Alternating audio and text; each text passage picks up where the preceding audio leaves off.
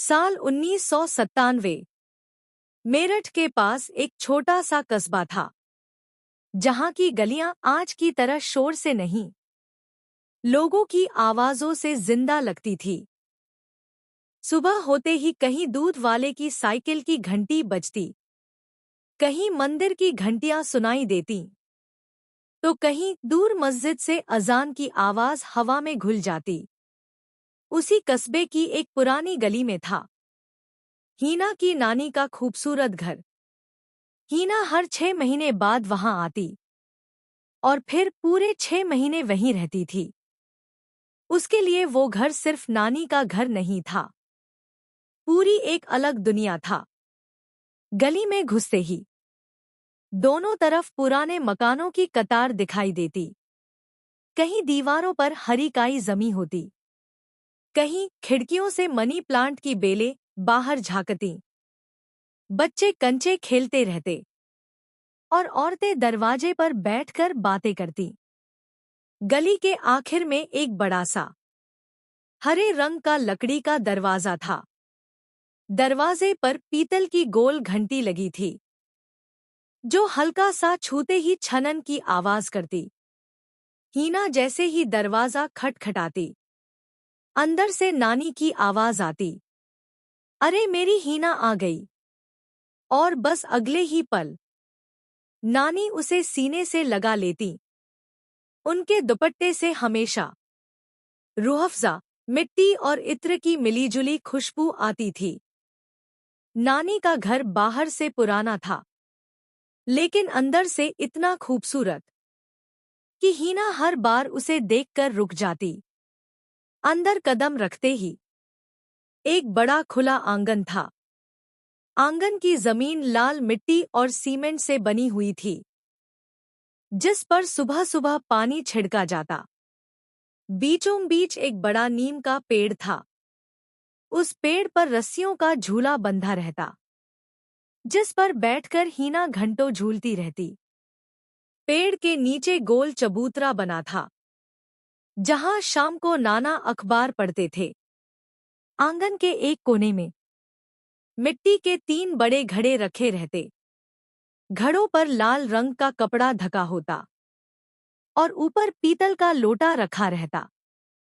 हीना हर बार घड़े का पानी पीकर कहती, नानी, आपके घर का पानी इतना ठंडा कैसे रहता है? नानी हंसकर कहती, इसमें मिट्टी की मोहब्बत मिली होती है। घर की दीवारें हल्के आसमानी रंग की थी। कुछ जगहों पर पलस्तर उतर चुका था, लेकिन वही चीज घर को और खूबसूरत बनाती थी। दीवारों पर पुराने कैलेंडर टंगे रहते। एक दीवार पर मक्का शरीफ की तस्वीर लगी थी और बीच में गोल घड़ी, जो हर घंटे टन टन करती। लकड़ी की पुरानी खिड़कियों पर सफेद जाली लगी थी। सुबह जब धूप अंदर आती, तो कमरे के फर्श पर जाली की परछाइयां बन जाती। हीना उन पर अपने पैर रखकर खेलती रहती। नानी का रसोई घर पूरे घर की जान था। छोटा सा रसोई घर, लेकिन इतना साफ और सजा हुआ कि देखने वाला बस देखता रह जाए। एक तरफ चमकते पीतल के बर्तन करीने से रखे रहते, दूसरी तरफ मसालों के डिब्बे, इलायची, दालचीनी, लौंग। पूरे कमरे में खुशबू फैली रहती। कोने में मिट्टी का चूल्हा था, जहां नानी लकड़ी जलाकर खाना बनाती। जब घी लगी रोटी तवे पर सिकती, तो उसकी खुशबू पूरे आंगन में फैल जाती। हीना दौड़ते हुए रसोई में पहुंचती। नानी, पहली रोटी मुझे। नानी मुस्कुराकर कहती, तू तो मेरे दिल की पहली रोटी है। दोपहर में पूरा घर शांत हो जाता। कूलर की घर घर आवाज, धीरे घूमता पंखा और बाहर नीम के पत्तों की सरसराहट। हीना सफेद चादर वाले बड़े कमरे में लेटी रहती, जहां लकड़ी की पुरानी अलमारी रखी थी। उस अलमारी में नानी बड़े संभाल कर चीजें रखती थी। पुराने खत, काले सफेद फोटो, ईद के कार्ड और रंग-बिरंगी चूड़ियां। हीना को वो अलमारी किसी खजाने से कम नहीं लगती थी। शाम होते ही पूरा घर फिर से जिंदा हो जाता।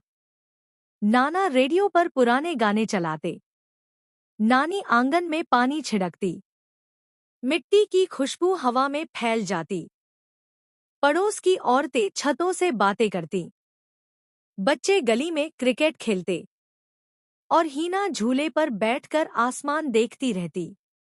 रात को छत सबसे खूबसूरत लगती, चारपाइयां बिछ जाती, सफेद चादरें डाली जाती, ऊपर आसमान तारों से भरा होता।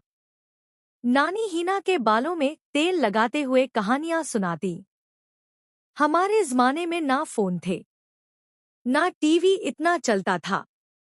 लोग एक दूसरे के दिलों में रहते थे। हीना चुपचाप सुनती रहती। उसे लगता था दुनिया की सबसे सुरक्षित जगह यही है। बरसात में वो घर किसी फिल्म जैसा लगता। आंगन में बारिश की बूंदें गिरती, नीम के पत्तों से पानी टपकता रहता। नानी गरम पकौड़े बनाती और हीना खिड़की के पास बैठकर बारिश देखती। उस वक्त उसे लगता था, काश वक्त यहीं रुक जाए। लेकिन वक्त कभी नहीं रुकता। धीरे धीरे हीना बड़ी हो गई। पढ़ाई, नौकरी, जिम्मेदारियां और नानी के घर जाना कम हो गया। फिर एक दिन, कई साल बाद, वो उसी गली में वापस आई। गली अब पहले जैसी नहीं थी, लेकिन वो हरा दरवाजा आज भी वहीं था। हीना ने धीरे से दरवाजे को छुआ और उसकी आंखों में आंसू आ गए, क्योंकि कुछ घर सिर्फ रहने की जगह नहीं होते, वो पूरी जिंदगी बन जाते हैं। और मेरठ के उस छोटे से कस्बे में बना नानी का वो खूबसूरत घर हीना की पूरी दुनिया था। ऐसी ही दिलचस्प कहानियां देखने के लिए हमारे चैनल को लाइक, शेयर और सब्सक्राइब जरूर करें। अल्लाह हाफिज।